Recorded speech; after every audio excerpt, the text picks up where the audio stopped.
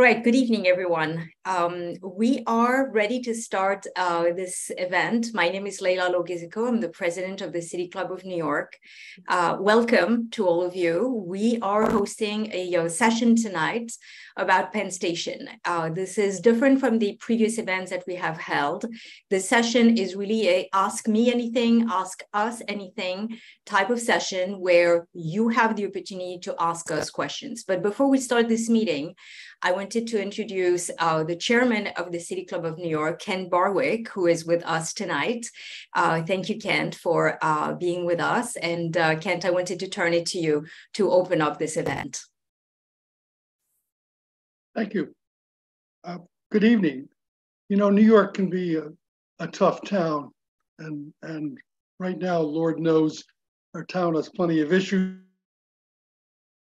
Rising seas and bad air from Canada, and the chronic problems of inadequate housing and poorly planned development.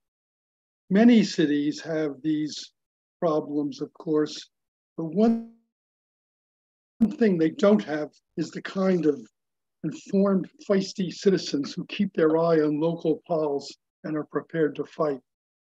The City Club was organized in 1893 as a watchdog and an advocate. Since you have tuned in, we know you are smart, probably good looking, and impatient for the program to start. You're exactly the kind of person we're hoping will get involved. Please check out our website, share your thoughts, and if the spirit moves you, send us a check. But we're here fighting for you, and we would love to have you with us. It's my pleasure now to turn things back to our very energetic president, Layla, and the new chair of our Transportation and Infrastructure Committee, Liam Blank. You will find, apparently, while the rest of us were goofing off or going to the beach, they have read some thousands of pages of information to prepare for tonight's Q&A. So let's try and trip them up. What questions do you have for them? Thanks. Thank you so much, Ken. Thank you. Welcome again. I want to introduce, it's really my great pleasure to introduce Liam Blank, who is the chair of the Transportation and Infrastructure Committee, the first ever Transportation and Infrastructure Committee of the City Club. It is really exciting. But the City Club is actually not new to transportation issues. They actually published a quite remarkable pamphlet in 1908 about rail transportation in the Northeast Corridor. So it is very much in the DNA of the club. I'm very, very happy to host this session with Liam. Liam, I'm going to turn it to you. Thank you, Layla. And hello, everybody. Thank you for joining us tonight. I'm very excited to be talking about Penn Station. Many of you probably have heard me speak about Penn Station before. So this is really, it seems like everything's been building to this moment right here, actually. So Layla and I have been going through a lot of this work, trying to really take apart everything and put it back together, and hopefully we can make sense of it for you tonight. So thank you for coming. Thank you so much, Liam. So a few words about how the meeting is going to run. So as I said, this is not the webinar format that you may have joined in the previous weeks. This is really an opportunity for you to ask questions and to engage on this particular topic. We have a large and robust attendance. We love that. But as a result, we're going to have to be very mindful of how we spend our time. So here are the rules for tonight. You will have an opportunity to ask questions. We will limit you to 1 minute per question. The goal really is to ask us questions and not really to make statements. We're going to ask you really, to limit the nature of your question to really being a real question rather than a rhetorical question or a statement. After this question is asked, Liam and I will answer. We will try to answer as swiftly as possible. Hopefully it will be satisfactory. But keep in mind that, you know, we will have more opportunities like that to actually delve into the issue. We know it's complex, we know it's complicated, but we really want to go through as many questions and answers as possible. We will put everybody on mute. You will require permission to actually unmute yourself. Please use the common sense and civility. Please don't share your screen. Address us and your fellow attendees with courtesy. And please use the raise hand function to indicate that you wish to speak. Before we kick off the session, we have a little presentation that I'm going to run you through. It's a quick one.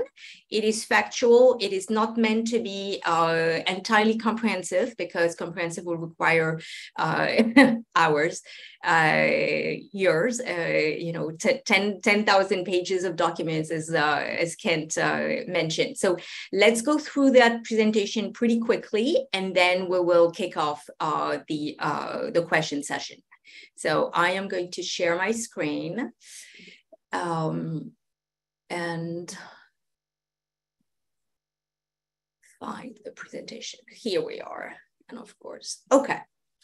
All right, so we are here tonight for an Ask Us Anything session about Penn Station, Madison Square Garden, the Hudson River Tunnel, through running, the Penn Station commercial development, and more.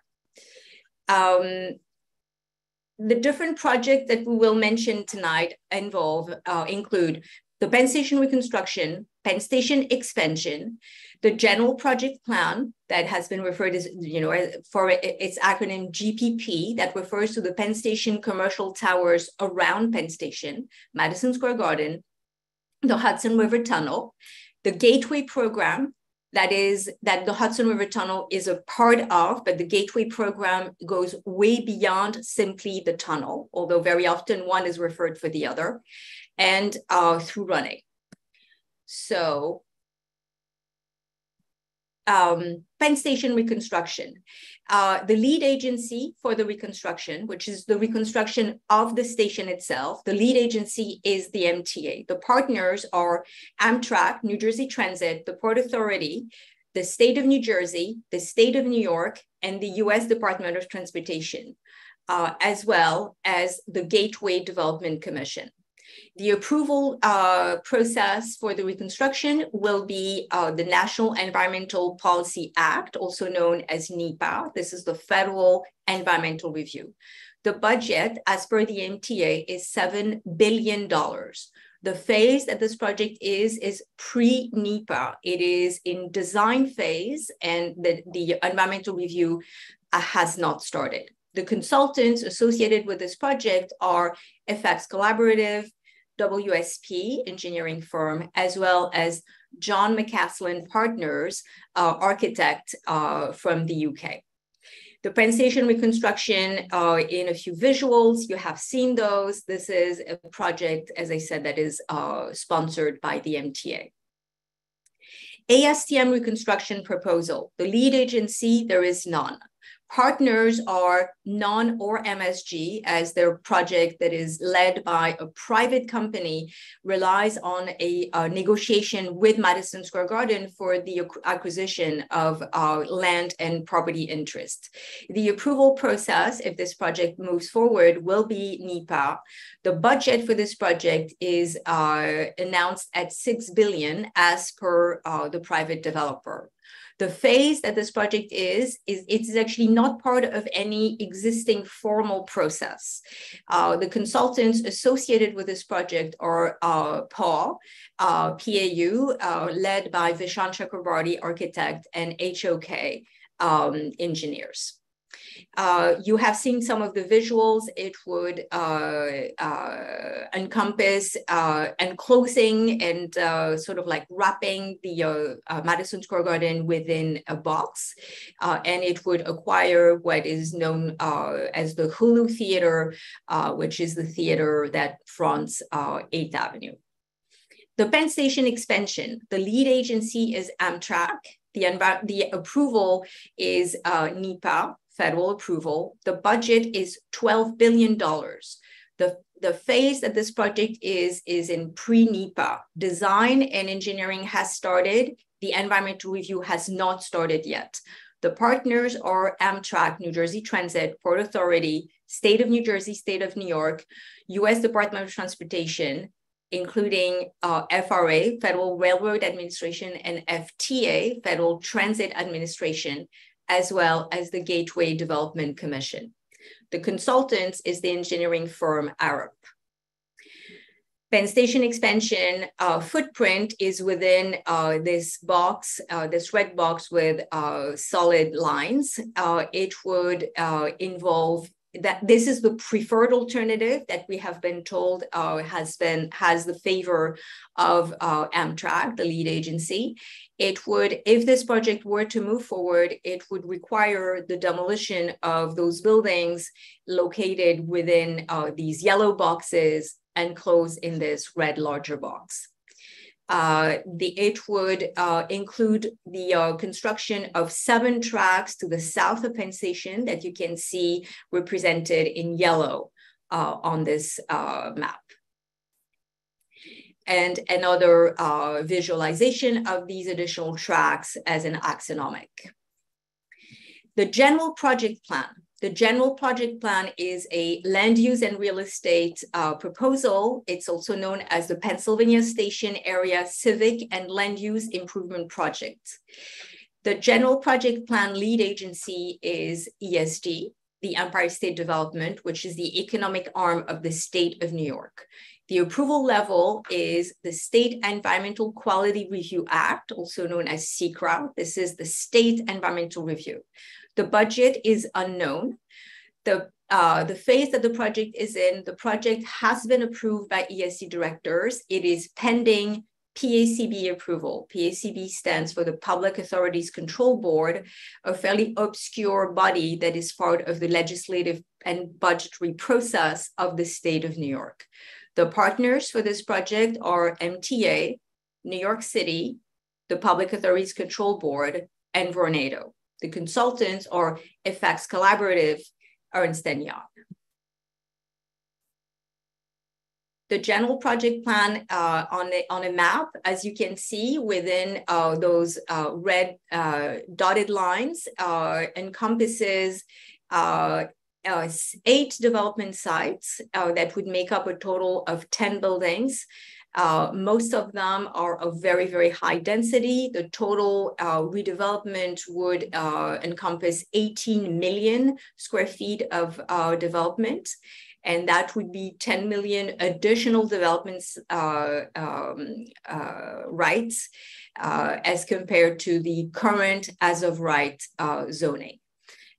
Here in axonomic view, you can see that those buildings that are proposed as part of this GPP are extremely tall, extremely dense, with an FAR, floor area ratio, that exceeds 25 for every building with the exception of one, and reaches to 35 FAR, which is a density that does not exist anywhere else. Hudson Yards, as well as the East Midtown area, have a maximum density of 33. Madison Square Garden, the lead agency currently for the review of a special operating permit is the City Council. The approval is ULURP, the Uniform Land Use Review Procedure. This is the city environmental review process. So this is city action. The budget associated with the special permit is none. It is not a budget item, but the relocation of Madison Square Garden and the reconstruction of Penn Station after such relocation is estimated to be $8.5 billion. And the source for this number is ESD. The phase that this project is in, it is under review. The City Council subcommittee that has jurisdiction over this matter will take a vote on August 28th, and the full City Council is expected to take a vote mid-September. The partners for this project are MTA and Amtrak. And please understand that the term partner as entities that are involved in this particular project. It does not necessarily equate actually a peaceful partnership. This is the source of the $8.5 billion. This is an estimation that was prepared by ESD as part of the review of the general project plan. The Hudson River Tunnel, the lead agency is the Federal Railroad Administration, FRA, which is an administration under the U.S. Department of Transportation. The lead agency, the lead agency is FRA. The joint lead is New Jersey Transit and the Port Authority. The partners on this project are Amtrak, the state of New Jersey, the state of New York, the Department of Transportation, both FRA and FTA, as well as the Gateway Development Commission. The approval is also NEPA. This is a federal action. The budget for this project is $16 billion. And the project is a record of decision has been issued. So this is in terms of the phase. The environmental review has been completed. The project is in design, engineering, and procurement. And the purpose of this project, as you can see here, is to build a new tunnel with 2 tracks under the Hudson River that would create redundancy for the existing tunnel that you can see. So the existing is the white dotted line, and the new proposed tunnel is the orange dotted line. And this is a close-up as it comes into New York City under the Hudson River. This is a diagram that shows the difference between the ARC tunnel profile. ARC is the project for redundancy that was spearheaded 20 years ago and ended up not being constructed. And the Hudson Tunnel, as it is designed today, would actually have a different approach into Manhattan and into Penn Station as ARC did. The Gateway program, as I said in the preamble, is actually a vast program of capital improvements that go beyond just simply the Hudson River Tunnel. The tunnel is part of the Gateway program, but Gateway is more than just the tunnel. The lead agency for the Gateway program is Amtrak. The environmental review is NEPA. It is a federal project.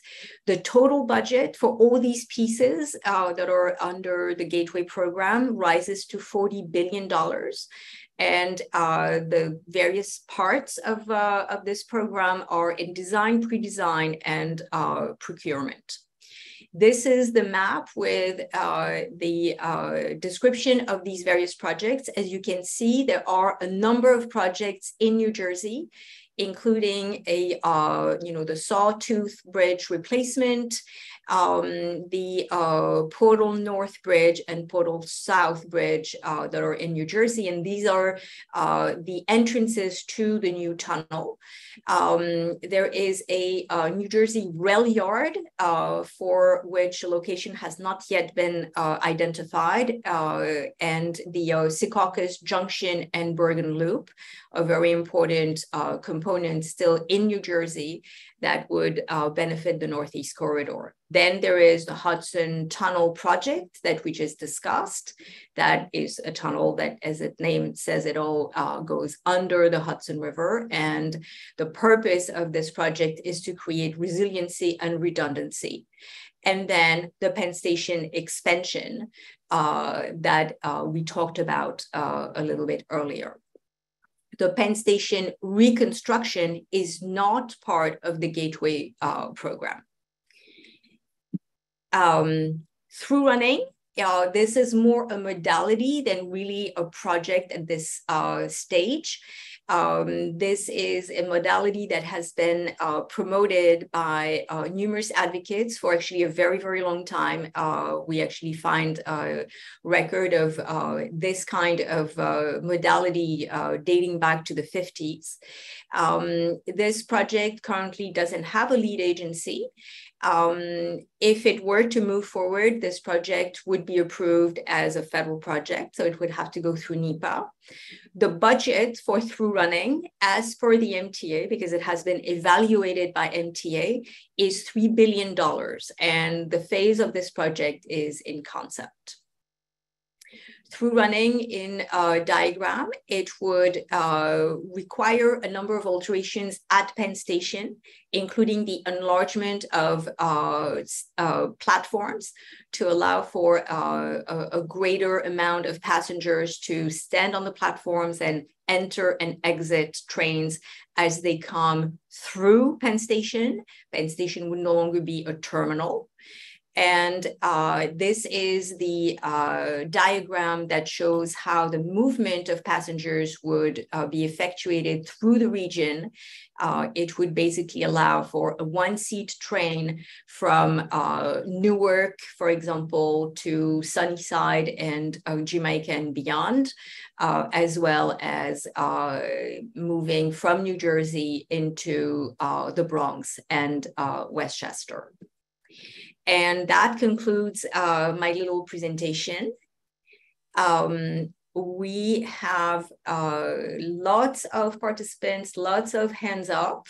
So we're going to dig right in to your questions. So once again, we will limit the questions to 1 minute per person. You will see a little timer and we count on your abiding by this time restriction. So let's start the session with Olive.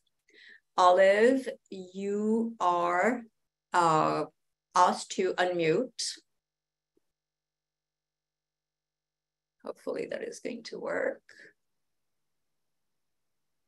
Olive, you need to unmute yourself. Okay. The first question is, after the reconstruction of the Penn Station, do you think there are going to be more commuters or less commuters coming into Penn Station? This is a very important question because it's a very crowded area. Secondly, since the trains all go to Secaucus, wouldn't it be a lot wiser and much more saving a lot of money to get the number 7 subway line to go to Secaucus? And then you would have the connection of all the trains right into the subway station, that the subways, once you're in the subways, you'll go anywhere. Thank you, Olive. I think this one, Liam, is right for you. Sure. So they are reconfiguring the concourses as part of Penn reconstruction. There's a lot of extra space in Penn Station. You're not able to see it as a rider who's moving through Penn Station, but there's a lot of back end office space that Amtrak no longer is using. They've moved their head house across 8th Avenue to Moynihan. And so a lot of that extra space is not needed anymore. So that gives them the ability, and they're doing this with both the ATSM and with the MTA proposal, that gives them the ability to really open up underneath Madison Square Garden and create more space for passengers. That's needed because they're projecting a 30 to 40% growth in ridership over the next few decades. So that is what they're projecting. It is worth noting that those projections are pre-COVID. It's not clear where those projections stand now. So I am one of many people who are wondering, what are those projections now? I still imagine that there will be some sort of growth, especially as most of the new development for housing in the region is happening in northern New Jersey. And the way in which they access Manhattan is both through Penn Station as well as, especially in North Jersey, through the Port Authority bus terminal. Now, for the 7 train extension, this was looked at, although it's not top of mind, so I probably don't have the freshest answer for you, but this was looked at as part of an alternative for the Port Authority bus terminal expansion. And there are, they do have the tail end tracks that are extending past where the current terminus is in Hudson Yards. It does have the ability to be extended, but it is not seen as an alternative for the Hudson Tunnel project, because really that's about being able to provide resiliency for them to take out of service the existing tunnels one at a time, because they were flooded during Hurricane Sandy. And so they need to be able to replace the bench walls and the electrical wiring and everything in there. So they need to be able to take those out of service one at a time. And if they don't have the new tunnels built in place by then, that means that they'll be significantly curtailing the capacity on the Northeast Corridor for extended periods of time. And that will have a big ripple effect on the economy, is my understanding of it. But it is an interesting idea to be extending the 7 train over there. I think part of the argument against it is that there isn't much room for development around Secaucus. And so it would be a large project that they can't really capitalize on in terms of land use at the other end of it. So, but Liam, if I can add something, and correct me if I'm wrong, the reconstruction of Penn Station itself would actually not be a capacity increase, meaning that, they would do all these improvements, but it would not allow to move trains faster or to move more trains into Penn Station as configured and scoped currently. It would be a passenger capacity increase. It would not be a train capacity increase. So it would allow for more people to wait for their train, but it does not have anything to do with squeezing more trains into Penn Station. Okay, so if you live in New Brunswick and you need to commute to New York City, your commute would be exactly the same. Yeah, so coming to a more pleasant train station, but that's the extent. And so their answer to the train capacity question is the Penn expansion. Yeah, or other alternatives. And I just want to make it clear that this is from what we're hearing, the expansion is the preferred alternative of Amtrak, but they will have to evaluate other alternatives. And certainly there are many advocates, including, a number of us on this call who believe that there are better, cheaper, more effective alternatives to an expansion to the south. Awesome. The next question goes to Robert Goldrich. Robert, you can unmute yourself. Thank you. Layla, I'm super impressed with your command of all these incredibly complicated processes and projects. It's crazy how much is going on. My question really relates to where the community and elected officials can weigh in.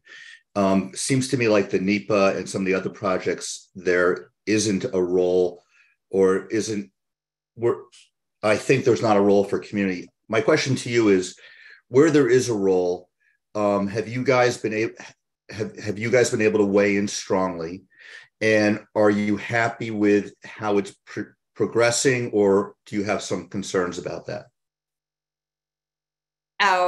Yes. Okay. So let's be super, super clear. Federal review process, we do have a role. We have actually a huge role. It is very codified, and it is actually probably a more robust community engagement than a state process. Probably not as robust as a city review, ULURP, but certainly it is robust. The reality, though, is that whether it is codified or not codified, we have a voice. And we should use it, even if it is not exactly part of the official review process. One thing that I will say, and I think Liam will concur with me, is that once an environmental review starts, once it's certified and start, like the clock starts ticking, or the process starts moving, it means that the planning for that particular project kind of has been done, or a lot of it has been done, and therefore it is very hard to actually correct or shift or push for an alternative that is not the preferred alternative. So we have an opportunity right here, right now, because NEPA has not started for the expansion and for the reconstruction, to basically weigh in. And with the federal government right now, they cannot tell us anything because the process has not started, but we can tell them what we want. And I think that, when you have projects in, California or Florida or Texas, they do a lot of infrastructure projects. And, you have the mayor of a small town who's like, wait a minute, no, I don't want the train to go at, on that, particular part of my town. And the feds pick up the phone. And, they all of it gets recorded. It is, a very scrupulous process. So I think that we have a tremendous opportunity right here, right now, to actually engage. And it is also very important to note that our federal elected officials, our states and our senators, but, certainly our senior senator is the majority leader. Chuck Schumer has been a champion of infrastructure. And he's been a champion of, bringing federal dollars to the state of New York. He recently, as you probably know, managed to secure a grant for the tunnel, for the Hudson River Tunnel, that rises to $7 billion. This is the highest grant ever awarded in the history of this country for an infrastructure project. And he is very, very committed to the New York region. And he understands that, as the tunnel is moving forward with procurement and funding, there is an opportunity to actually shift his focus on Penn Station. So my message to all of you on this group is actually to feel very energized and positive, and to reach out to our federal elected officials, to reach out to Senator Schumer, to reach out to Congressman Nadler, who are, really at the forefront of this issue as it pertains to the U.S. Department of Transportation. Does that address your question, Rob? Yeah, that really helps me on the federal side. Thank you so much for explaining that. How about on the ULURP side, how that's progressing in the city part? So these projects, the Penn reconstruction and Penn expansion, will not go through ULURP. There will be no ULURP process because there is a federal process. The only project that is going through ULURP currently, and kind of like for foreseeable future, is Madison Square Garden. We're almost at the end of the process. The City Planning Commission issued their report. They're recommending that the permit is extended for 10 years. It's actually not an extension, it's a new permit, but we're not going to get into the super technicalities. And the council, from what we're hearing, may believe that 10 years is too long. And once again, we have an opportunity right here, right now, to actually exert as much pressure as we can to make sure that the council does the right thing. The community board is on record saying it should be 3 years, and some sort of a plan during these 3 years to move Madison Square Garden. We have heard others advocating for 5 years. This is the position of the borough president. Council member Brewer during the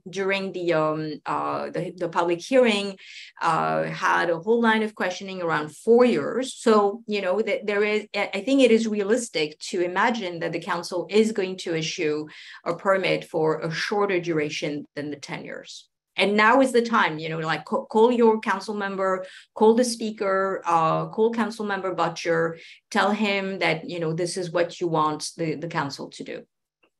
Thanks so much. That's great.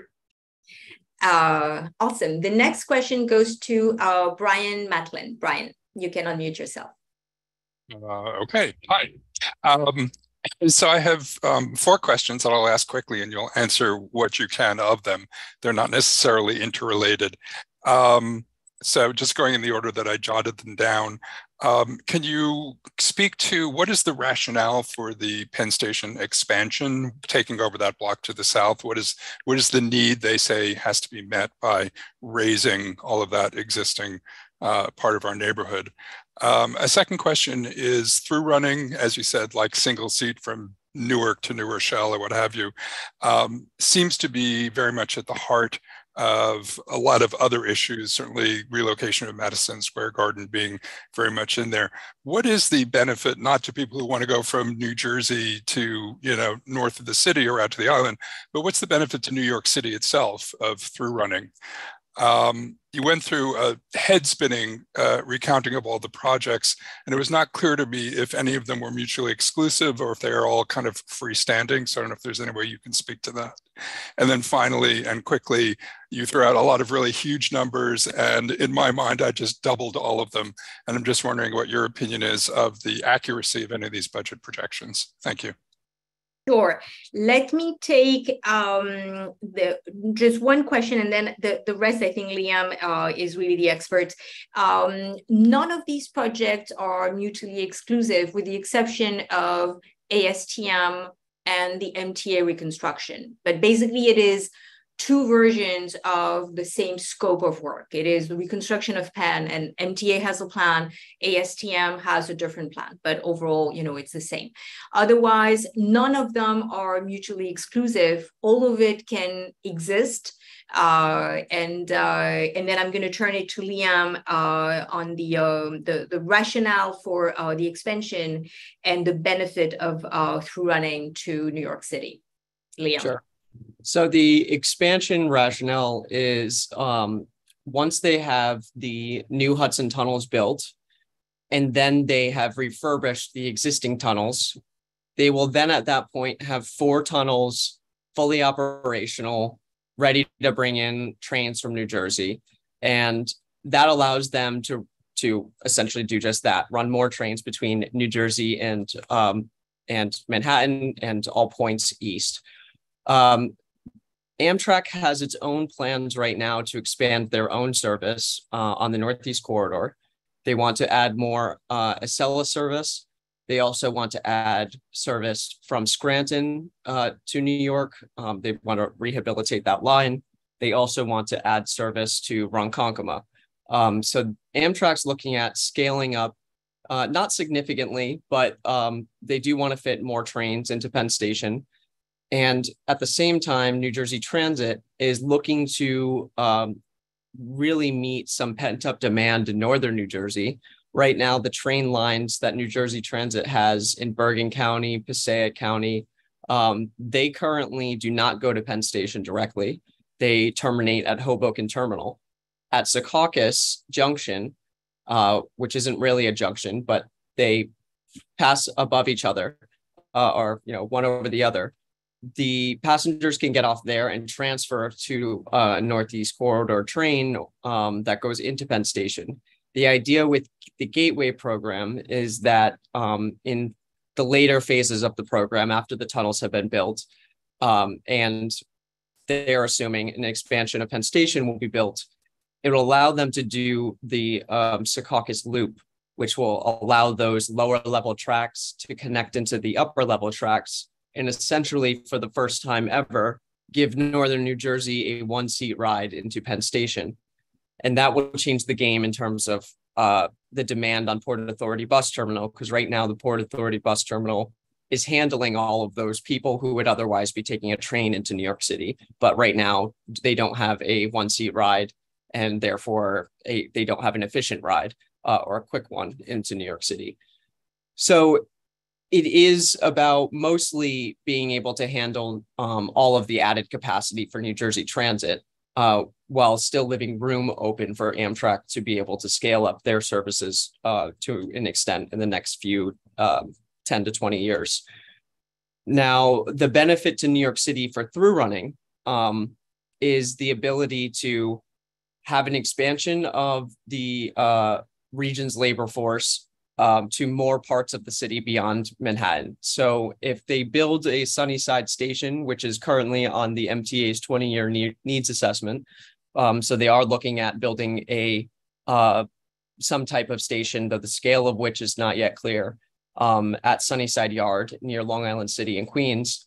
The idea there is to be able to actually add jobs in more parts of the city and not just hyper-focusing and continuing the stimulation of office jobs in one part of the city. And it also allows the ability for the benefit more of the region to be able to expand the labor market into New Jersey, where there's capacity to actually build new office towers. And say, for example, you take a train right now to downtown Newark, you can step outside the train station and just see surface parking lots around you, which is crazy because it's, you know, 1 or 2 stops away from Manhattan. So you have parts of our region where you really could be scaling up development. And right now, the current model is to continue stimulating the development into one part of Manhattan, which will require tearing down old buildings and replacing them with taller buildings and Class A office space. Yeah, thank you, Liam. You know, I think it is really important to also note that you know, New York City is not competing against New Jersey or Connecticut. We are part of the same region. You know, I think people in New Jersey are, you know, Knicks fans, and, you know, they come and watch the Rangers games. New York is competing with London and Paris and Tokyo and Seoul. This is the economic competition that we are, you know, entered into. So I think it is really important to, you know, keep note of that, so that, you know, we cannot be too Manhattan or Midtown centric at the expense of other parts of our city. You know, to take an example, if a nurse who lives in Jamaica, Queens, and wants to take a job at the Newark hospital, her commute is a nightmare currently. If we have a one-seat train, then, you know, these housing markets and labor markets can then be connected, and this is where the economic growth can happen. And I also just want to add it changes the games changes the game in terms of housing affordability. If not just for access to jobs, but if it now means that I can live in more parts of the region and access, you know, more of the types of jobs that I want, then it's reducing the pressure of everybody to live in the same part of the region. So the housing and the jobs are really the things that are going to be most affected in a positive way. Yeah. All right. Use the raise hand function if you have questions for us. We are here for you, so don't be shy. Rachel, you have your hand up. Hi, I had a question about ADA accessibility and also fire safety evacuation. If Madison Square Garden stays how it is, do any of these plans really address how to come into compliance with either of those regulations? Very good question, and it really depends who you ask. So under the MTA, so the railroads, MTA, Amtrak, and New Jersey Transit, as part of the review process of the Madison Square Garden special permit, issued a compatibility report. And in this report, they note that because of Madison Square Garden crouching above Penn Station is basically not safe. It is not compliant with the fire code, which is known as NFPA 130.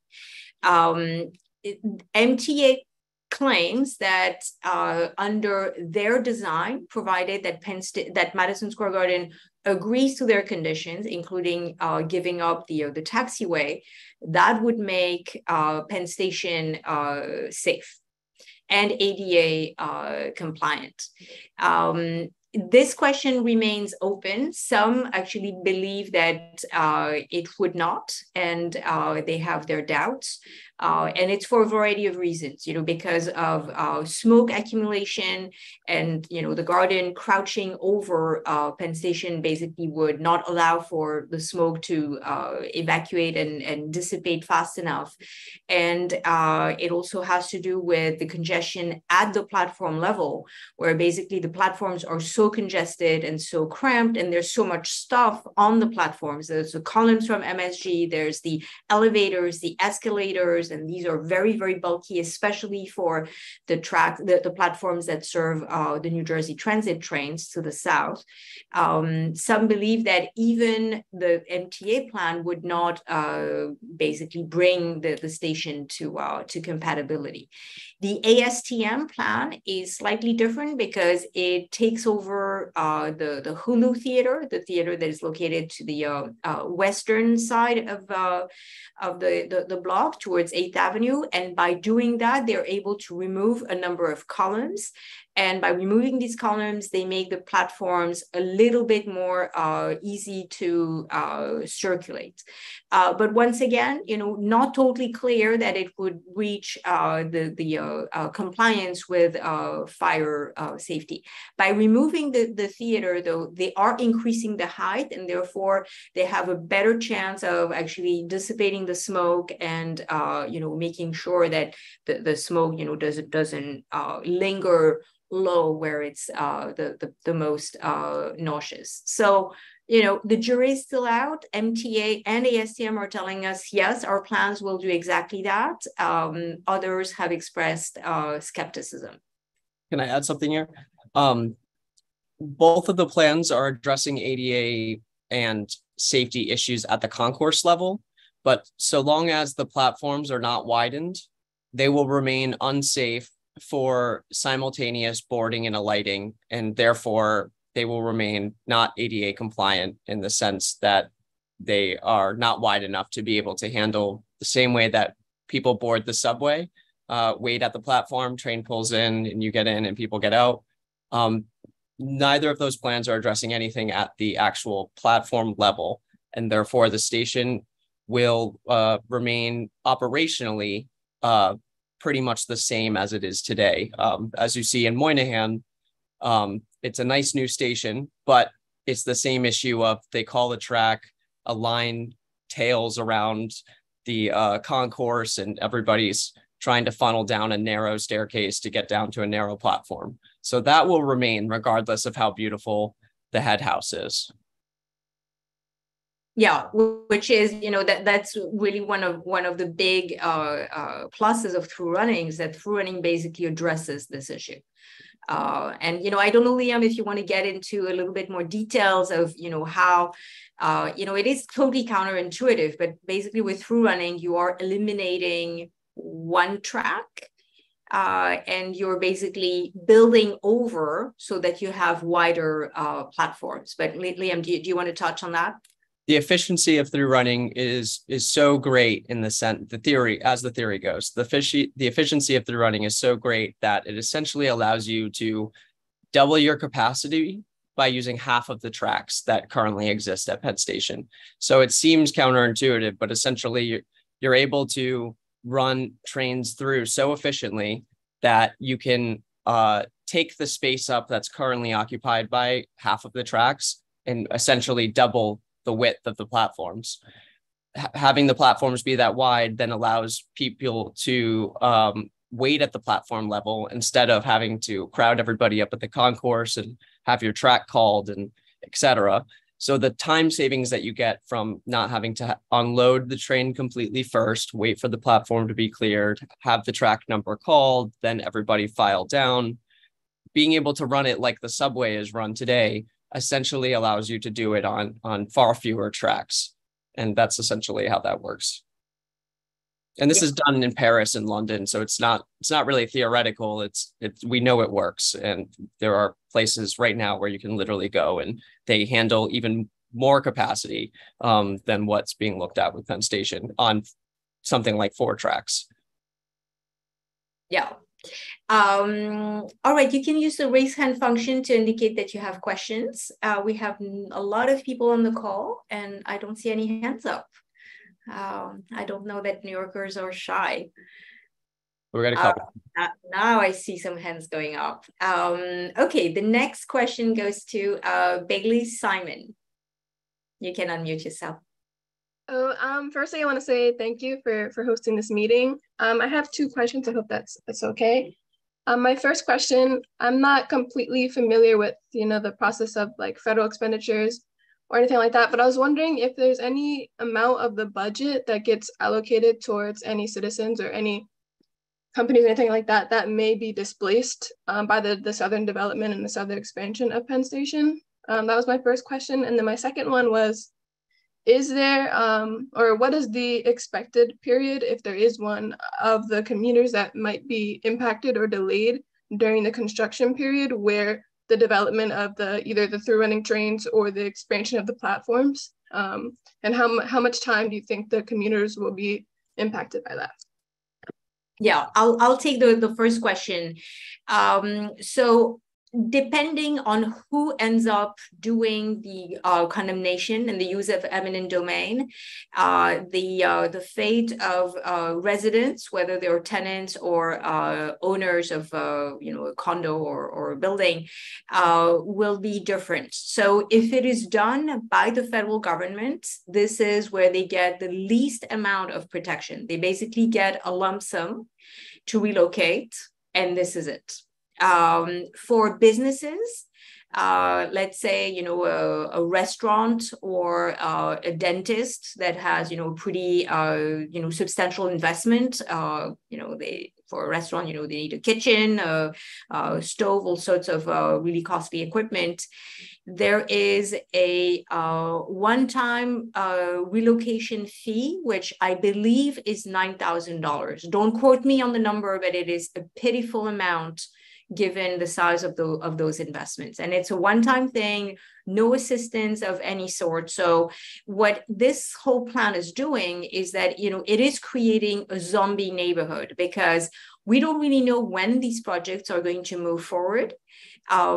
It is not impossible to imagine that they would actually never move forward, because they're very, difficult to put together and highly controversial.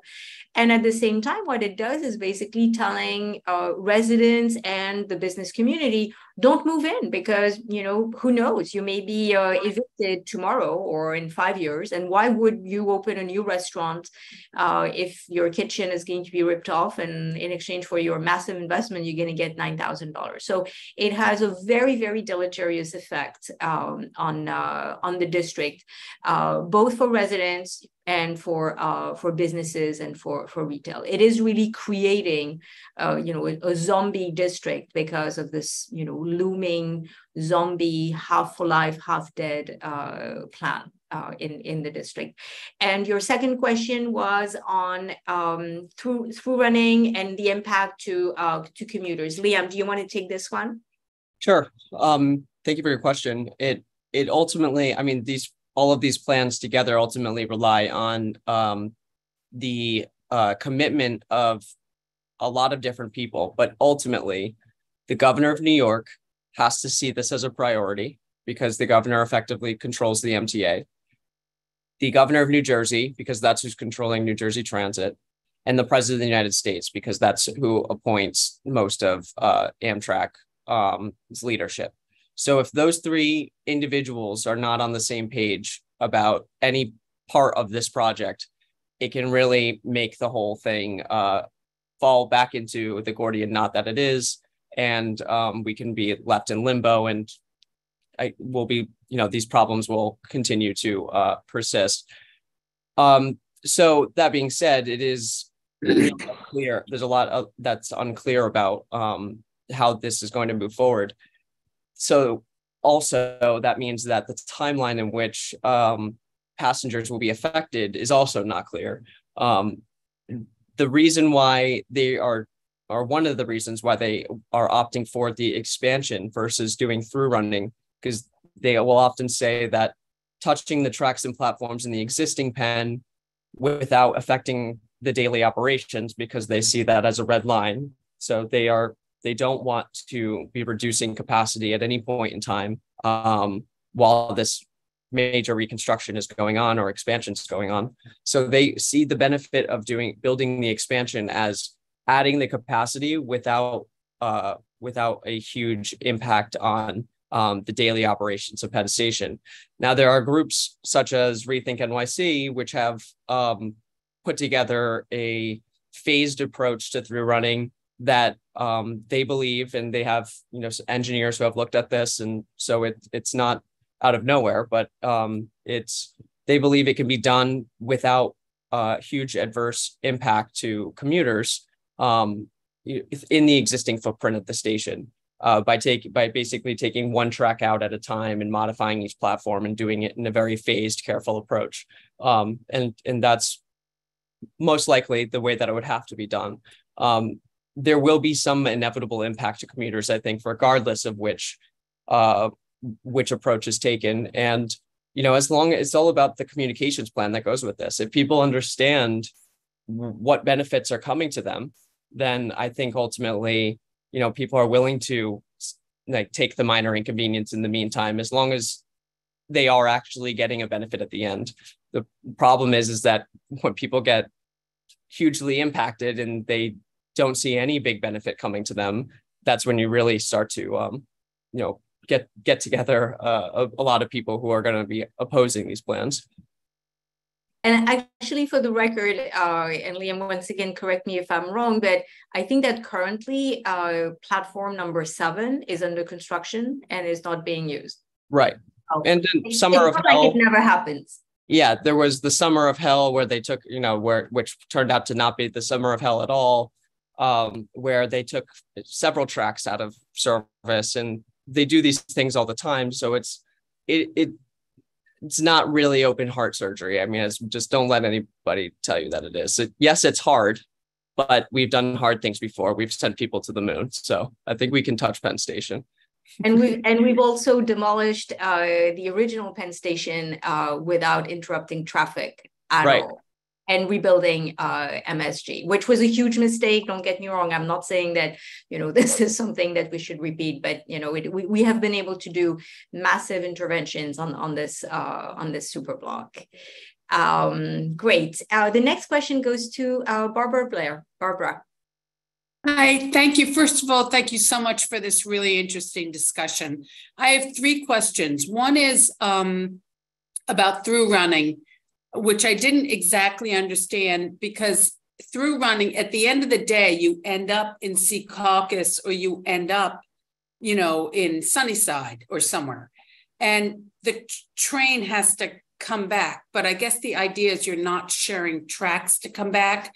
One of the things I think I heard you say a moment ago is that housing, if you had this transportation that went out into these farther reaches, it gives you an opportunity to build housing where there's transportation to the city center. And for some reason, the first time I heard of the housing argument was just now this evening, if I heard you correctly. The second is, what is the impact of Vornado being on pause now because of the distressed office market in Midtown? And then the third is 10 years ago, I think Chris Quinn was the speaker at that time, and she said 10 years for Madison Square Garden. And then 10 years came and went, and here we are again, as if the city council never said anything. And does that mean that nothing that the city council says is binding? Thank you, Barbara. Very, very good questions. Liam, do you want to take the first one on through running and its connection to housing? Sure. Well, the first part of the question with through running, there are many iterations of through running where the trains actually end on either end of the central business district. That is totally per concept. So you could have the trains end in Queens coming from New Jersey. They could end in Queens. You could have them ending in Newark, or in a fully paired through running system, you could have trains running from Trenton all the way to Montauk. It all depends on where you build the rail yards and where you want to have your end of line functions.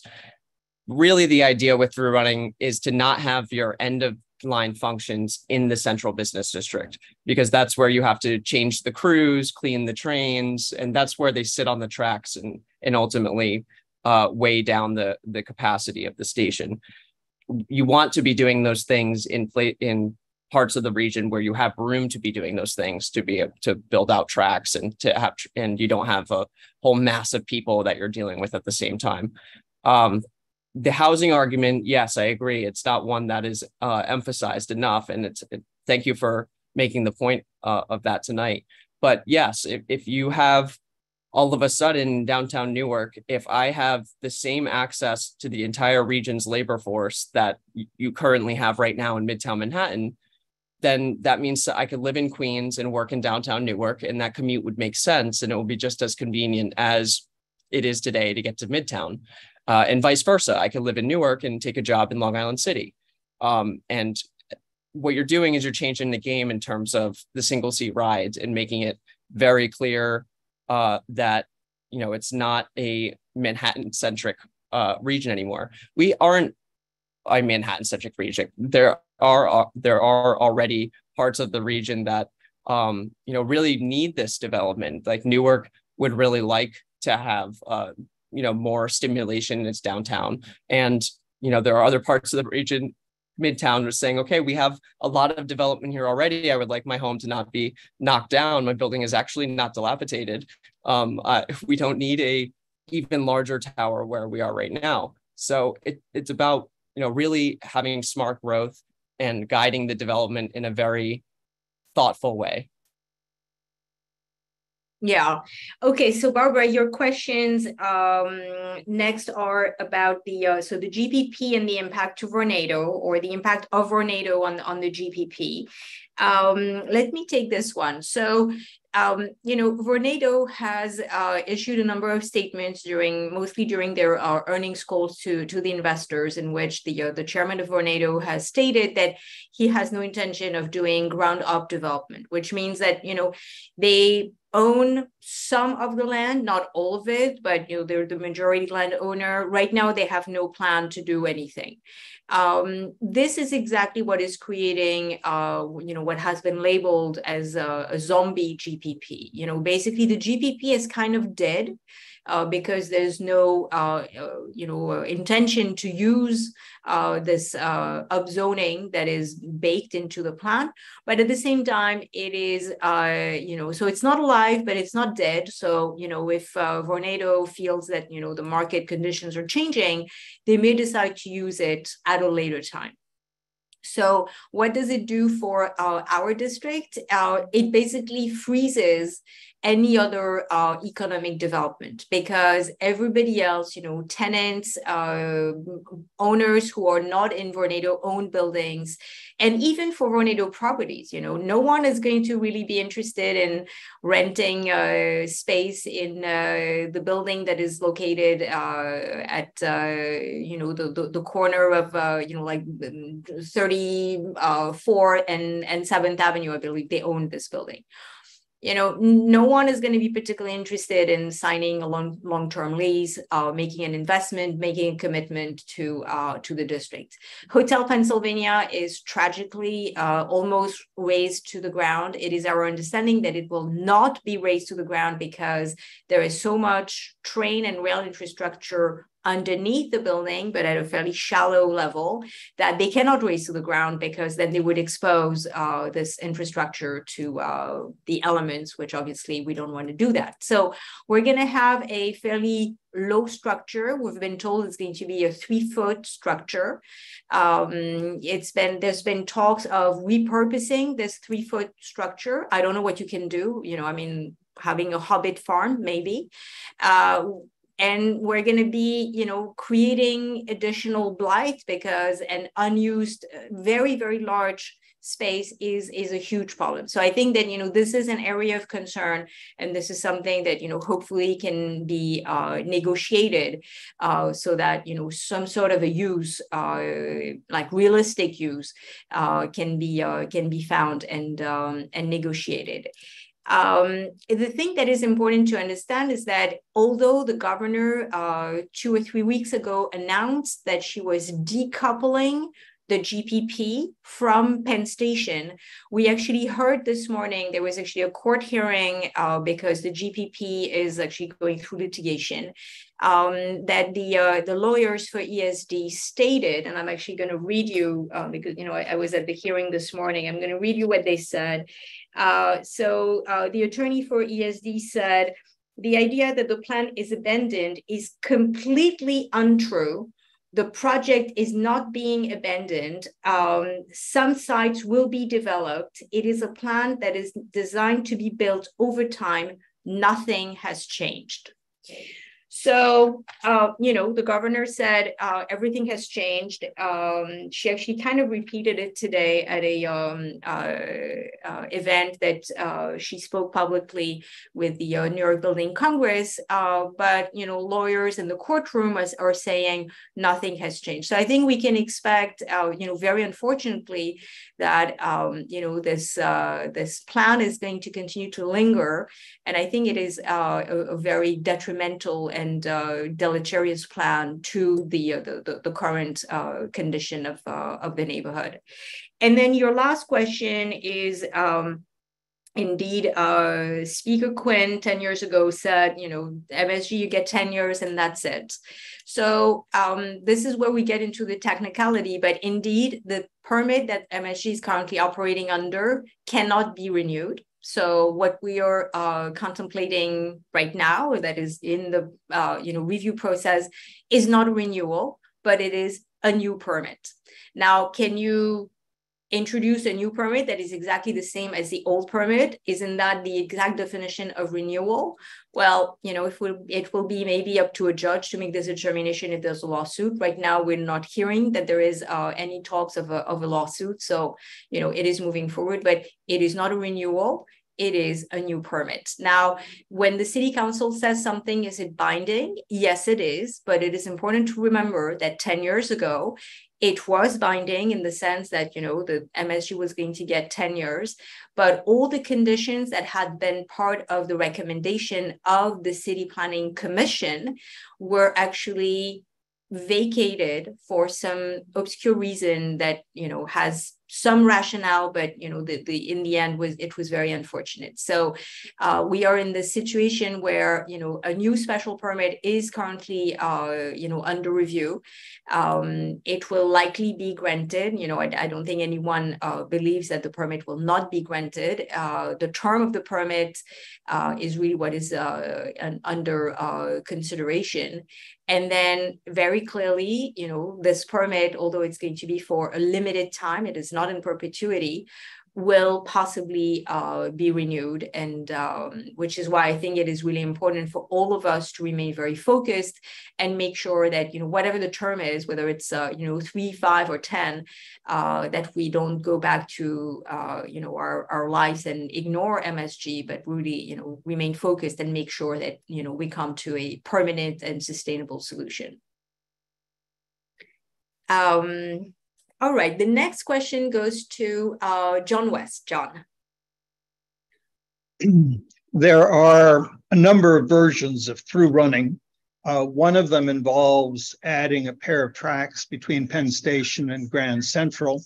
This was studied at some length in option alternative G in the ARC study a couple of decades ago. The advantage presumably is that New Jersey Transit passengers that are making their way to East Midtown would stay on the train and not get off at Penn Station. This would presumably reduce the dwell time of New Jersey Transit trains in Penn Station.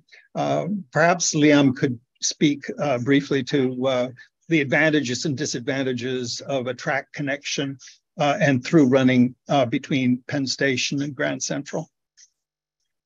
Sure, I'd be happy to.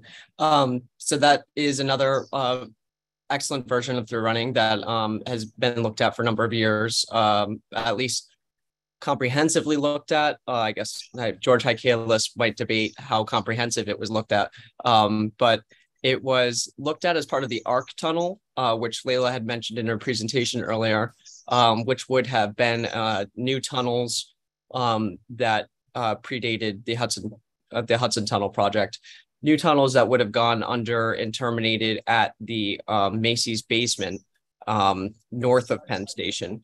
So as an alternative to that project with it terminating in Macy's basement, they looked at extending tracks from Penn Station under Midtown into into the Metro North tracks at Grand Central Terminal.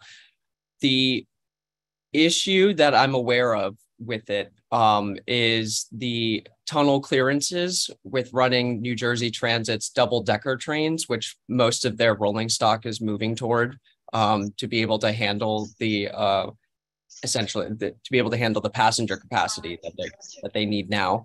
For the same reason, they would not find it ideal to run the trains through the new Grand Central Madison, because they are using tunnels that were essentially for the single level trains. And so it seems to be a clearance issue with both the 63rd Street Tunnel, which is what the East Side Access trains use, and the Park Avenue Tunnel, which is what Metro North trains currently use to get into Grand Central, as well as it requires building entirely new infrastructure between Penn Station and Grand Central, which is possible engineering wise. But the versions of through running that are looked at by Rethink NYC, as well as other groups that are supporting it, they're trying to maximize the utility of the existing infrastructure to the greatest extent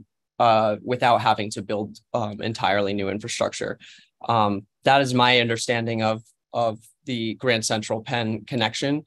And so it's really not an impossibility. It's a matter of how do you solve for the rolling stock question, the tunnel clearance question, and those two things seem to be the biggest issues. Now, not impossible to solve, but would take some, creativity. Great, thank you, Liam. The next question goes to Howard Sackle. Howard.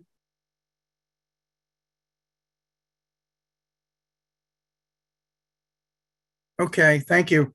This is a very interesting session, Layla. You kind of took my thunder because I was going to talk about a Penn Grand Central connection, but let me bring up some points about that. Certainly, the current rolling stock would be limited to single level trains. There's no question about that. And, it would be impossible to use the existing 63rd Street tunnel or a tunnel that would connect the two that would allow, bi-levels to go into Grand Central and from Penn Station. So but I think, that's kind of, to me, that's short-term thinking. That's the problem today. We're looking at something that's not going to be built. If it gets started tomorrow, it wouldn't be built for 10 years. In 10 years, rolling stock is going to turn over. You can build custom trains at that time that'll fit both tunnels. And of course, the bi-levels can still go to Penn. You'd only have single levels that would make a connection between the two stations. The ability to connect the two stations opens up tremendous possibilities of going from Westchester and Connecticut all the way to Trenton. And, that is, there are not probably very many people that do that today, but you would be able to do that and you would attract a lot of ridership, I think. I also think that the connection between Penn and Grand Central would ease crowding on the subways and allow some improvements to the subway stations that are very overcrowded at both Grand Central and at Penn Station in particular. And also having through running, you could make the platforms wider because you're going to drop and go and you wouldn't have to dwell there as long as the trains dwell now. I mean, currently it takes 7 or 8 minutes or more to get from a platform up to the mezzanine and up to the street. I timed it once. I think it took me about 12 minutes to get from a platform in New Jersey Transit to get up to the street. So those kinds of conveniences and improvements would improve the entire operation of both stations. So I'm an advocate for a connection, but I'm an advocate of a connection of the two stations as opposed to building Penn South, which is you're still in Penn Station. You still have the same problems. Yeah, no, totally. Liam, I don't know if you want to touch on Howard's comments Yeah. Yeah, I totally agree. I mean, those are definitely all excellent points. And yes, it's the same problem of the short term of thinking. It's about really just being able to have an answer for them for when they say it. What is the solution then? Because they have the double-decker trains now because they handle more passengers. So if you're going to a single level train again, the question is, are you running enough of the single level trains to be able to handle not just today's capacity, but also the 30% or 40% growth that they project? The other is they have Penn Access that is currently under development, which will bring in the New Haven line trains on Metro North into Penn Station. So that's already happening. So you will have trains that will feasibly be able to run from Connecticut to Trenton. So really what the benefit you get out of a Grand Central Penn connection is the ability to have the Harlem and Hudson lines on Metro North be able to connect in. So there's merit to the idea, and thank you for adding to my points about it. I think it definitely is worthy of study and should be looked at as all of the concepts of through running. And really we need not just a cost benefit analysis, but a cost effectiveness analysis to really understand what are we really getting and is it the best bang for buck? Yeah. Thank you, Liam. Okay, the next question goes to Harvey Montague. Harvey, you can unmute yourself.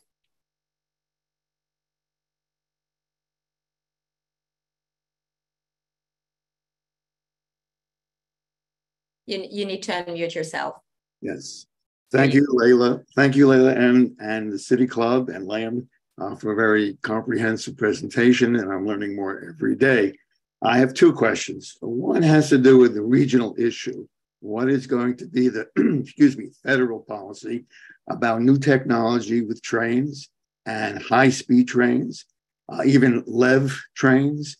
We're talking about preparing a station and a system for the next 50 years. The technology will change. So I think we need to have a little vision, and we need to understand what the federal policy is going to be, at least regionally, for the Northeast, so we can plan comprehensively. So it's a kind of a broad stroke question. The other one is a targeted question. Will the City Club come up with recommendations? In other words, there are a lot of options here. You have been in the best position to understand and analyze and attend all the meetings. You know what's going on. Would you be willing to make a recommendation as to what should happen, so that we could understand what the benefits are and what might be best for New York City? Yeah, thank you, Harvey. I'm going to take the first question. So, on the regional issue, the Congress created the Northeast Corridor Commission by an act of Congress in 2008, and they basically set a number of priorities. And the main priority is to bring the Northeast Corridor to a state of good repair. So as much as I hear you, technology is going to change. We are so far behind that what the federal government is setting as an objective is to bring the corridor to a state of good repair, not to make improvements, which is why what you see is actually very, very modest improvements. Even the tunnel is, like the new tunnel is actually not a capacity project. It is entirely a resiliency and redundancy project so that then the other tunnel can be reconstructed. The same holds true for a number of other improvements on the entire Northeast Corridor, some bridges and tunnels in Pennsylvania or in Rhode Island, Massachusetts. This is where we are. And although we are very, very delighted to have, the bipartisan infrastructure law that passed, under President Biden now 2 years ago, it is vastly underfunded for what is in front of us. The total capital needs, once again, for state of good repair on the Northeast Corridor rises to $100 billion with a B. That's for the entire, the totality of the projects. And the way these projects are funded is that those that get the money are the projects that are shovel ready. So is the Penn Station reconstruction shovel ready? No, it's not. Negotiation with MSG is not finalized. That alone is a reason to say that it is not shovel ready. Is the Penn expansion shovel ready? No. They have not started condemnation, thank God. They have not even identified which alternative is going to end up being the preferred alternative. So there is a possibility that, by then, when these projects are shovel ready, there will be no more money because, Rhode Island and New Jersey on, some smaller projects in Trenton and Princeton and Rhode Island or Massachusetts will actually be shovel ready and will have basically taken all the funds available. The one hopeful comment that I will make is that Amtrak very recently hired Andy Byford, also known when he was the head of NYC Transit as Train Daddy, as the head of their high-speed department or division. I don't know exactly his title, but basically, he is Mr. High-Speed Train for the entire nation.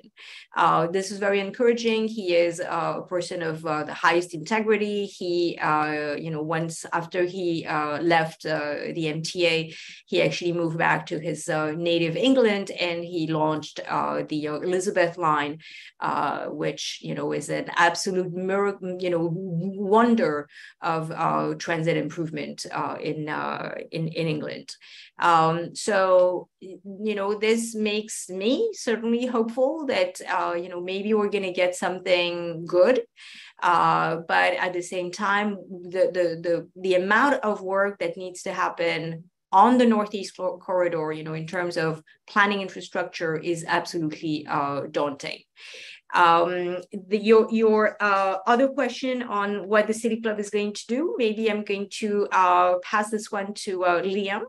The Committee on Transportation Infrastructure was created, 2 weeks ago?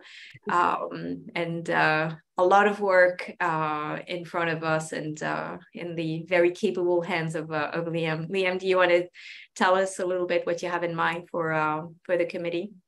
Sure. Yeah, so it was created very recently, but that is, your recommendation for us to have recommendations will be forthcoming, definitely. We'll be looking at certainly Penn Station, some other issues that are have a regional impact, but are local focus. And because I come from that background, I started working at Rethink NYC in 2014. That's where I got into Penn Station and through running. I also worked at Tri-State Transportation Campaign.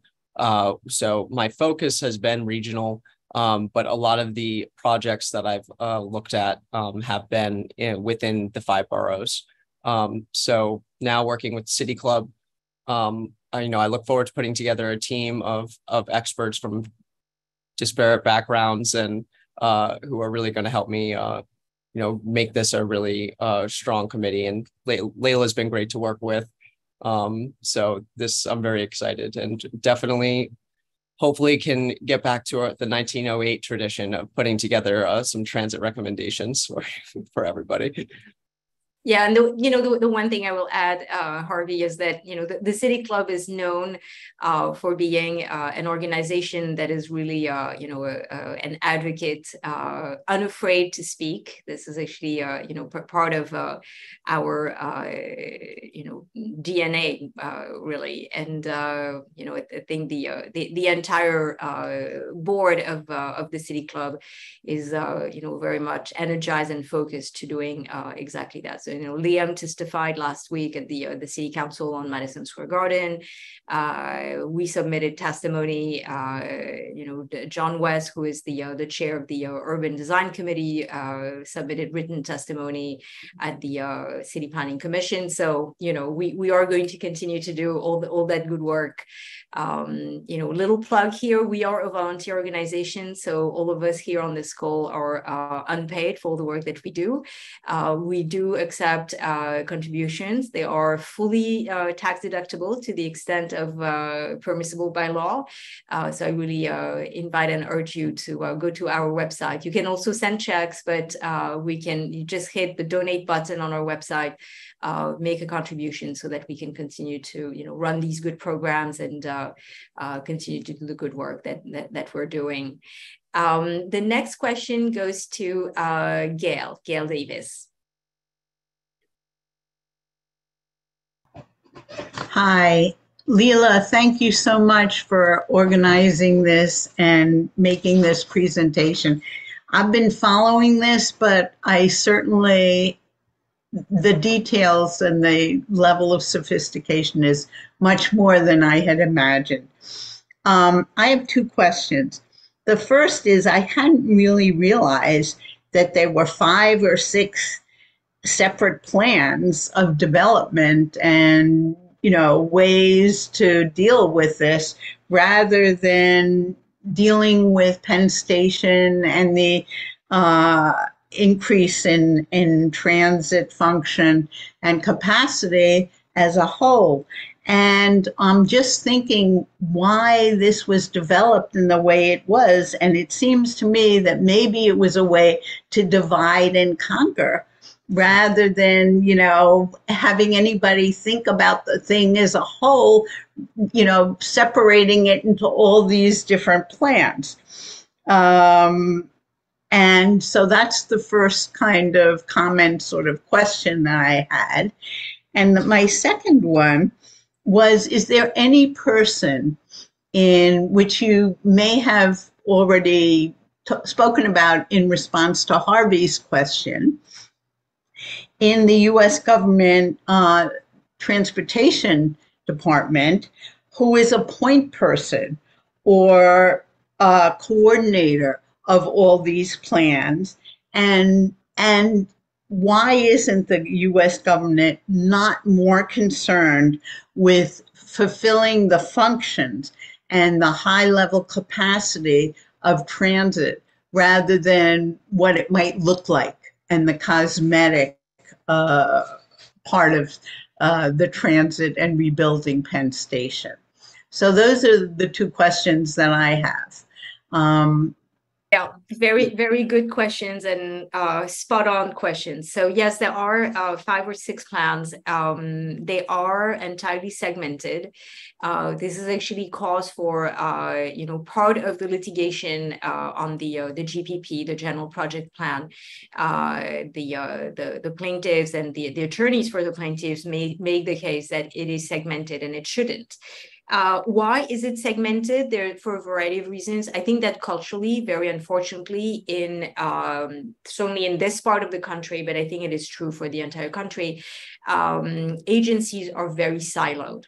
They are, in their little bubble with their little prerogatives, their ways of doing things. So even within the U.S. Department of Transportation, you have 2 different administrations. You have FRA, Federal Railroad Administration, that deals with intercity train rail traffic, your Washington, D.C. to Boston, for example. And then you have FTA, Federal Transit Administration, that deals with commuter rail. In our part of the world, they use the same infrastructure. All the tracks, most of the tracks, 90% of the tracks on the Northeast Corridor belong to Amtrak. Amtrak is a corporation, but it belongs to the U.S. Department of Transportation. So it is under federal authority, but it is a corporation. They own Penn Station. So the real estate of Penn Station belongs to Amtrak. They're the landlord. So in a way, Amtrak is kind of the de facto, overseeing corporation. But at the same time, because it's a corporation and not an agency and not an administration, and there are lots of things that they can't do, then they can't play this role. And from what I see, they don't particularly want to play this role because, it's a complicated role that goes against the, tradition of having a very siloed approach. So we, the users, the neighbors, the stakeholders, on the ground, are left with a system that really, really has plenty of room for improvement. That's a very nice way of saying it. And I think that, we have heard that a lot, the lack of leadership, like who's in charge? Who is in charge? And this is really something that, we've been calling for, a more direct leadership. And, quite frankly, at that point, a lot of people believe that, it is in the hands of the Secretary of Transportation, Pete Buttigieg, and the president. The president was in New York in February to announce that he was giving, I think, $300 million to build a piece of the tunnel. So he's focused on it. His nickname is Amtrak Joe. He's commuted on Amtrak trains for 30 years when he was a senator. He understands it. He gets it. So I think this is very positive. And listen, I think we need to continue to raise the profile of the issue so that it becomes an issue that, the federal government really wants to get involved. And, quite frankly, listen, Moynihan Train Hall was named after a great senator. I think there's plenty of opportunity to name the existing Penn Station for another great senator. So, I think that, that there is, maybe a little opening that we can create here. But you're entirely correct. Those projects are entirely siloed. Can I just add to this? The suggestion that there's a divide and conquer strategy would suggest that there is somebody in charge. And I think the reality is that there isn't anybody in charge. There's a power vacuum, and that's a result of the fragmentation of the region, which is something that's been tried to be solved as far back as the 40s and 50s. And the region has actually put a lot of effort into specifically New York and New Jersey, and at times even Connecticut, creating the Tri-State Regional Planning Commission, the Metropolitan Rapid Transit Commission. There were attempts in the 50s in particular to try to solve this very issue. And because they all failed, we now have this Gordian knot of Penn Station, and the federal government should really be the one stepping in to be solving the issue. But they have historically and even today been taking a wait and see approach to see what the governors of New York and New Jersey are going to figure out amongst themselves first. And, we can see how that's going so far. Yeah. Not so good. So the next question goes, I think that Theodore Skull, you had your hand up. I don't see it up again, but I think you want to speak. So if you're able to unmute yourself, do you want to jump in with your question? Theodore, are you still interested to ask a question? I can always come back to you. Well, it wasn't a question, and the subject is long gone, but one of the problems that I think has to be considered is that there was an early idea to build a connection between Penn Station and Grand Central Station, and then, of course, all the subway lines were built. And it's going to be very difficult to build a new tunnel between the two because of the 8th Avenue, 7th Avenue, 6th Avenue, and the 42nd Street line. So that's an additional problem that's going to cost a lot of money as long as it can be done. Yeah, so we actually did discuss that. Liam, do you want to quickly touch on that? Yeah, I think you're absolutely right. It would be a very complicated endeavor, not only just the subways, but you have all these high rises that have really deep foundations. It can be solved by going deeper, and that seems to be the MTA's answer for as you see with Grand Central Madison, if you go deep enough, you won't touch anything. That comes at the cost of actually providing any convenience to the passenger, because now that it takes 20 minutes just to get out of the building, and there goes your time savings. So what is all that going to cost? exactly. I mean, it's not a cheap endeavor either. Yeah. Thank you. The next question goes to Ernie Fazio. Ernie. I'm enjoying the conversation, and because you're all thinking regional, I think. I worked with the scientists that built the maglev train that the Japanese actually made work. And I'm thinking in terms of the future, we cannot build enough airports to service the country, especially when we're traveling 200 or 300 miles. If going from central city to central city using maglev, it takes less time than going to the airport and getting on a plane. And I'm thinking that all of this would work very, very well using magnetically levitated trains. I worked as the publicist for the Maglev America team, and Gordon Danby and Dr. Gordon Danby and James Powell were people that I worked with on a daily basis. And they saw this maglev as supplanting existing airports. We all know, and if we all fly, that the airports are pretty dysfunctional. We can solve a lot of these problems, and I'm enjoying the conversation because I think we're all talking about more or less the same thing, that we want to have regional rail work really well. And I'd be glad to answer any questions that you want to know about maglev. It's safer, it's a faster stopping train, and it's safer in every possible way. The Japanese have been running it now for more than 20 years with never an incident. So I just wanted to plant that seed. Great, thank you very much. And maybe Liam, I'm sure you know certainly much more than I do, because I know nothing. But thank you for bringing it up. Maybe we can continue to have this conversation offline. The next question goes to Matthew Robinson. Matthew. Okay, a couple things. One, I noticed that a lot of people, all, including myself, what a lot of people may not know is that may not have heard of the term BIM, Building Information Model.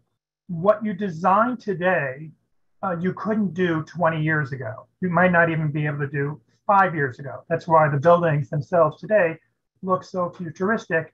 It's because it's driven by a computer. In addition, what you notice when you said that you have a double height train, that meant that from the platform to the pedestrian level is much deeper there because of the double height space, the double decker bus rather. The other thing to think about is that this is a 60, 70-year-old, even 100-year-old building when you deal with the old Moynihan building. Think of layers and layers and layers of infrastructure, pipes, mechanical, plumbing, electrical, that are all stacked on top of each other, twisted and stuff like that. The area to find stairs, elevators, and stuff like that, the removal of that infrastructure has to be relocated. What I have not heard from any of the players is that the infrastructure that needs to be moved and stuff like that, whether that has been documented at all. Again, done by BIM, done by point cloud, done by grunt work. But definitely, if you ever go to the space and look at some of the plumbing and some of the piping and some of the mechanical, the HVAC, it's all twisted, and that it has to be sorted. And it's that sorted also means who owns what, and some of it is inactive and dead. I guess to my question is, I've not heard that the players are sharing documentation. I haven't heard anywhere where someone has said that they are doing research on what can stay and what has to be moved, what can be retrofitted. In addition to it, and I'm not sure if it's the case with this, you're talking about the Long Island Railroad, you're talking about New Jersey Transit, you're talking about Amtrak and stuff like that. When we had the MTA, so we used to have. I just, Matthew, I'm sorry to interrupt, but I want to be mindful of time. Can you wrap up with your question? Well, the last thing is that I'm wondering if it has the same issues that once have with the IRT, the BMT, and IND. What you cannot do is you cannot all the trains on MTA are not the same because the tracks are different configurations because of the curvature and everything like that of the tracks. I'm not sure if that is also a problematic issue with respect to Penn Station. Yeah, so I'm going to take the first part of the question, and then I'm going to let Liam talk about the fact that those trains actually don't really speak the same language. Some are catenary, other are third rail, other are diesel. Yeah, I know we still have diesel. Liam is much more knowledgeable on that. What I can tell you is that there is a lot of work being done by engineers on what exists and what needs to happen. I think that this is, certainly the Madison Square Garden engineers who are actually still working for MSG, and they're the ones who built the building, starting in 1963. They know where this stuff is. It's a mess. It is an absolute mess, and it's a very unprofessional, unengineer-y way of saying it, but that really is the reality. Can the mess be cleaned up and tidied up? Yes, it can. And I think this is the big challenge that we are basically saying, where, because the MTA has not finalized their design, or, they're not even at 10% of their design, they don't exactly know what they need. And they don't know where do the air handlers are, where is the mechanical stuff for Madison Square Garden? Does it need to move if we decide to, remove this column or that column? Where's the plumbing? Where's the electrical? It's also important to note, and, we certainly don't want to spend too much time on that, but, there's it is a major, safety issue, and, it is a target of, possible very nefarious acts, and all of that needs to be taken into account. So a long answer to basically say, yes, you're correct, it's a mess. Yes, they're working on it. Amtrak, New Jersey Transit, that has their little section, Madison Square Garden, that is a major player, Vornado, that owns 2 Penn, which is a massive skyscraper on the east side of the block. All these folks and their engineers are talking to each other and trying to figure out what exactly is this negotiation going to look like? What do they need? So this is happening. It is obviously extremely complicated. And I will let Liam address the other part of the question. How do those trains actually talk to each other, because they don't exactly speak the same language? The tracks, fortunately, are the same, so they can run this. They can run the trains on they can run each other's trains on the same tracks. The issue is signaling, electrification, and platforms, essentially. A lot of trains are designed for only stations that have platforms that are level boarding, and there are some lines in the region where you have to, the platform is essentially at ground level, and you'd have to walk up steps. So to do a fully built out regional rail system with full through running, with trains going from Trenton to Montauk, you'd have to have rolling stock that essentially can handle the different power standards, of which I think there are 4 in our region, including diesel. And then you have overhead catenary, you have third rail, and different voltages. So that used to not be able to be solved unless you are essentially ripping out someone's version of electrification and making it essentially uniform. But now you have rolling stock that can be custom built and can be able to handle both catenary and third rail, and even have the ability to run into some diesel operating zones with batteries. So it's all things that can be solved and have been solved many times over by other parts of the world. So fortunately, we're not looking at a major engineering problem. It's actually, the answers are already out there with a quick little Google search. A quite sophisticated Google search. Thank you, Liam. Barbara, you have a second round of questions. Go ahead. You're on mute.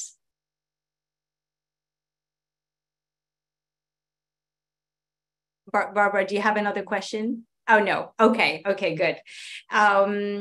All right, so it looks like we don't have any other hands up. We did receive a couple of questions in writing.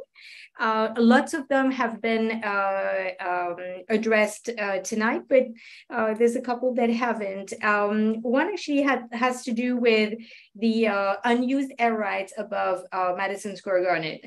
So the question is, do you know how much area is available? Can it be transferred to adjacent sites? Has any of it been sold? And if so, to whom? And what is the value of the unused air rights? And is there a possibility that Amtrak owns these air rights? So Madison Square Garden indeed has some unused air rights. They amount to 1.4 million square feet. So there's 1.4 million square feet of air rights that belong to Madison Square Garden. The way these air rights can be transferred under the city zoning resolution, there's currently no mechanism that exists that would allow for these air rights to be transferred elsewhere. So if these air rights were to be transferred, there would need to be a rezoning. The point also that is important to note is that back in 1997, there was an agreement that was made between Madison Square Garden and Vornado, because they co-own the entire super block that is where where Penn Station is located. And they basically said that they need to have each other's blessing to use these air rights, either dispose of, sell, transact, or construct. To do anything with these air rights, they both need to give each other's blessing. So you can imagine that this will, even further complicate the matter as negotiations advance.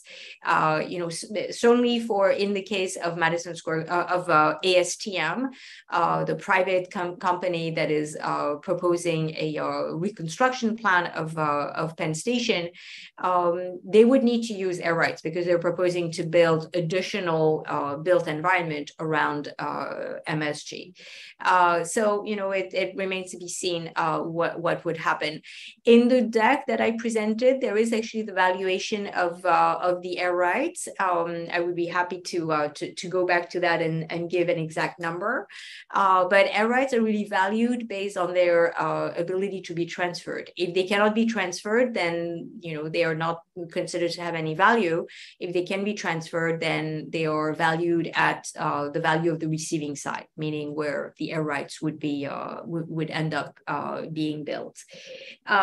Is there a possibility that Amtrak owns these air rights? No, they don't. They used to. Amtrak used to own 25% of MSG, but also for some reason back, I believe in the 90s, they decided to basically sell the stake that they had in Madison Square Garden. So they no longer have ownership of any of the above ground level on the block. Okay, I see that there's another question from Ernie. Ernie, do you have another question? I just wanted to offer to anybody who wants it some of the essays I've written on maglev if they're interested, and if I have the permission to give my email. Why don't we do that offline, Ernie, and then we can share that in our next email blast. So we can. How would I do that, Layla? I have your email address, so we will be in touch with you. Okay. Great. Thank you. And thank you for the offer. Olive, you started this. I think it's only fair that you have the last question. And then I think we're going to be ready to wrap up this session. Olive, go ahead. Oh, you're on mute, Olive.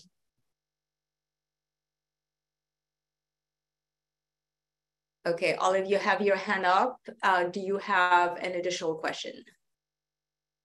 Can I talk now? Yes. Yes, we can hear you. Go ahead. You were talking before about who's in charge. Well, the people who live here are in charge. Penn Station's in the middle of Manhattan.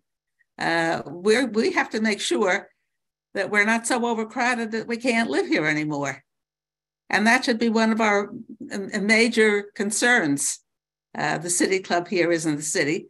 I have a feeling that they're going to pile people into this city so that we can't walk on the sidewalks, let alone drive on the streets.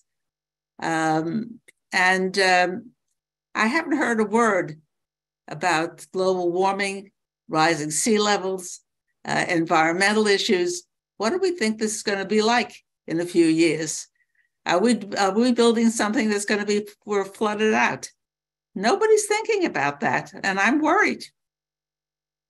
Thank you, Olive. All right, I think this is the perfect question/comment to wrap up. Liam, I know you have lots of thoughts on this topic. Why don't we use Olive's great comment as an opportunity to address it and then wrap up this this session? Sure, I think that's a great point. The people who live in Manhattan and around this station are really the ones in charge here. It's their neighborhood, and they are stakeholders, the primary stakeholders in this. But it's also it's a regional hub, so it's the region, and a lot of the region is being left out of the conversation so far. It's really been dominated by Amtrak, which is not necessarily caring so much about what the land use in northern New Jersey is. And so right now, the way that the plans are currently laid out aren't really taking into consideration how are we moving into a larger car optional region, which has to happen if we are actually serious about putting any dent into climate change. They want to do through running, they say. Now we've gotten them to admit that okay, maybe we should do through running, but the way that they're planning for it is to do it in 2080. I'd argue that's a little too late to be thinking about doing through running. I mean, I think that the projections right now are that most of lower Manhattan will be underwater by then. So I would like to see through running to be able to take cars off the road regionally, because there are people who do travel across the George Washington Bridge and Lincoln Tunnel on a daily basis that are going from Long Island and across to New Jersey and vice versa. That's what through running really solves, is the ability to not just open up the housing and job opportunities, but really to be taking cars off the road. And that's what, they have in a European system. You're not required to own a car everywhere you live in Europe. And that's really, it's not just about, people talk about having a car here as the freedom to be able to go wherever. Well, how about the freedom to not have to own a car to be able to go anywhere? Like I want to live in that kind of place. So through running is really what I see as being really the grand prize with all of the opportunity here. And so we should not be letting them kick the can down the road and say that that's a nice to have thing. No, I think it's really the main thing that we should be striving for. So Layla, I'll let you add anything if you have any comments. Yeah, thank you so much, Liam. Few factoids to end this session. France started planning through running in the 30s. France inaugurated through running in 45 years ago. Okay, so 45 years ago, it was built. And here we are in New York, still thinking about it. As a result, today, New York metro region moves 1 million people per day, and Paris moves 7 million people per day. So in a metropolitan area that is much denser on this side of the pond than it is in France. So this is the magnitude that we're dealing with. Once again, New York is not competing against New Jersey. New York region is competing against London, Paris, Tokyo, Seoul. So, I think it's very, very encouraging to see that, after almost 2 hours of conversation, we still have a large number of people on this call. I hope you found this conversation insightful, informative. It is really our goal to continue to have these conversations. They're really very important. We need to talk about it. We may not agree all the time on everything, but I think that actually exchanging the ideas and making sure that it becomes part of the public discourse becomes inevitable. We want our elected officials to understand that they cannot not talk about it, that they cannot tell us that the only way to do it is the way they conceived it, just because it suited their culture or their needs, or the immediacy of their leadership. We can do better than that. We demand better than that. I'm really very hopeful and encouraged to see the vibrancy of the City Club, mobilizing on this issue. So once again, we've been at it for 2 hours. I want to thank you all so much for great questions, very insightful questions, some great comments. We're going to continue the conversation. I wish you all an excellent summer. As I said during the call, we are a non-for-profit organization. We rely on contributions from contributors. There's no small contribution for us. Please donate, help us. As little a contribution as you can make will go a long way. They're fully tax deductible, and we really, can count on your support, and we appreciate your support. We're going to have more events about Penn Station, but stay tuned because we are ramping up a very robust series of programs for the fall. So come September, we're going to be talking about waterfront, which is a big issue in New York City and beyond. We will be talking about historic preservation as well as housing. We have a series of very, very robust and exciting programs. So stay tuned, and I wish you all a great summer. I thank you all for being with us tonight, and I wish you